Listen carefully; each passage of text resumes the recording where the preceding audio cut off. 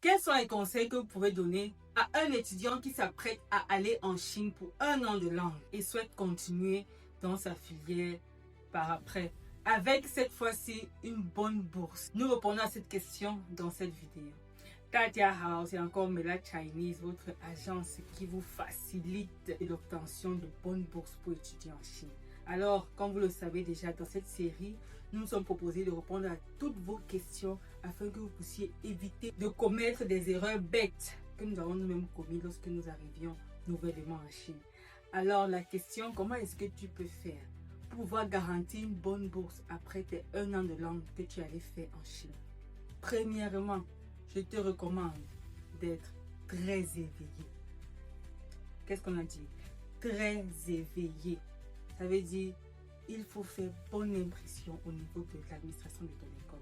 Déjà, avant même d'arriver là-bas, tu es dans quel type d'école en fait? Parce qu'il y a certains qui se retrouvent dans des collèges et qui forcément devront quitter là-bas pour aller dans l'université. Donc déjà là, c'est un peu compliqué pour toi. Ok. C'est la raison pour laquelle à Mela Chinese, on s'assure que pour l'année de langue minimum, vous êtes dans une université où vous pourrez continuer facilement après l'année de langue. Parce que ce n'est pas gagné d'avance. Ce n'est pas gagné d'avance. Il y a des gens qui arrivent, ils font 1 an et puis sont obligés de rentrer parce que c'est devenu très compliqué.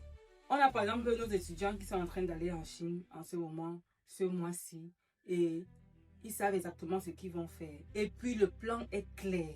Le plan est clair. À un niveau, ils savent ce qu'ils doivent faire exactement pour pouvoir sécuriser leur bourse après dans cette école. Ok. On les coach, on les montre ce qu'il faut faire. Vous blaguez. Mais déjà, la sélection de l'université est très intentionnelle. Ce n'est pas toutes les universités dans lesquelles vous pourrez continuer facilement après. D'accord? C'est pour ça que nous choisissons une université où vous n'aurez pas de problème.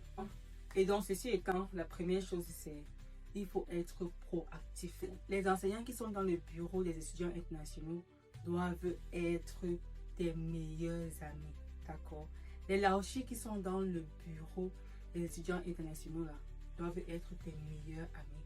Tu ne peux pas te permettre de rester dans ton coin, ok, et de faire juste le strict minimum, d'accord? Non, sois proactif. Qu'ils te connaissent, qu'ils te remarquent, c'est si on dit une activité, un bénévolat, un volontariat, que ton nom soit toujours là. De temps en temps, tu peux passer, d'accord? Tu les fais des petits cadeaux et tout. C'est comme ça que les Asiatiques la font pour pouvoir entrer dans leur cœur. Les Asiatiques, d'autres Asiatiques la font, les Yéménites, les Pakistanais font là-bas pour pouvoir, n'est-ce pas, se sécuriser des bonnes places. Les amis, ce n'est pas la corruption et tout, c'est la relation, c'est entretenir de bonnes relations avec l'administration. Il faut comprendre, c'est comprendre ça une fois pour toutes. Ok? Si tu sais que tu es sur un pied et tu veux continuer, il faut développer de bonnes relations avec ces enseignants-là parce que c'est eux qui peuvent t'aider. Non seulement avec eux aussi, mais avec tes enseignants de chinois. Parce qu'après, ça sont eux qui vont aussi te signer les lettres de recommandation, surtout pour ceux qui vont faire master par après. D'accord? Développe de bonnes relations. La deuxième chose, c'est bosse ton chinois. Ne blague pas avec le chinois. Je le dis toujours dans toutes les vidéos ici. Tu ne peux pas être en Chine et tu négliges. Et puis toi encore qui as 1 an de langue, fais le surnaturel. Bosse comme si ta vie en dépendait parce que oui, ta vie en dépend. Ne blague pas. Les sorties, les fêtes, fais le tour de la Chine. Tu peux faire ça après, quand tu auras une bonne bourse. Pour l'instant, concentre-toi. Et puis tu n'as pas tout le temps, et tu n'as pas 1 an.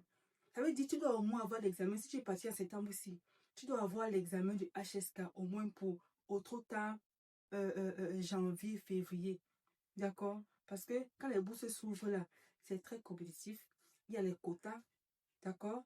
Donc, tu dois faire ton effort. Ok? Et de bonnes notes. Surtout pour ceux encore qui n'ont pas eu les bonnes notes pour être au bac, à la licence. Le chinois, si tu excelles en chinois, ça peut couvrir tout ça. D'accord? Donc, fais des efforts. Et pour rappel, évite de marcher trop avec les gens qui parlent trop français, trop anglais. Là, parce que tu as tendance à ne pas pratiquer le chinois.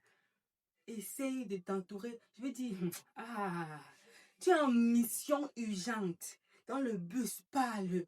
En classe, parle. N'aie pas peur, n'aie pas honte que, oh, on va dire que je ne parle pas bien. Tu n'es pas là pour quelqu'un. Tu n'es pas là pour quelqu'un. Fais tes erreurs. C'est comme ça qu'on apprend le chinois. Les caractères. Et ton cahier de caractère. Tu écris ça 10 fois, 20 fois jusqu'à ce que ça entre. Vise le HSK 4 minimum.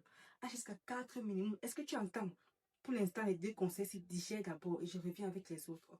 Et vous le savez déjà, pour ceux qui sont intéressés par les études en Chine, les bourses d'études, la prochaine rentrée, c'est mars. Après mars, il y a septembre. On poursuit dès maintenant. Dès maintenant, activez-vous. Les nouveaux bacheliers, vous faites quoi à la maison? Activez-vous. Les parents, faisons un essai, laissez-nous un message email. On vous envoie les coordonnées du secrétariat et on gère ça proprement. Ok? On se voit à la prochaine vidéo. Au plaisir. 再见